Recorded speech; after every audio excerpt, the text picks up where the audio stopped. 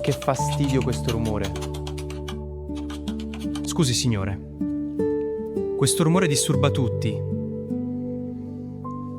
Mi dispiace, ma scrivo per chi non ha internet.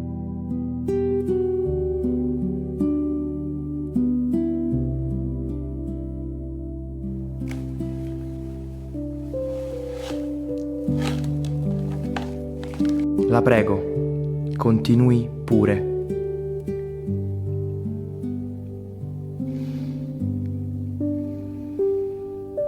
Il rumore del passato era la speranza per qualcuno. La vera tecnologia non lascia indietro nessuno.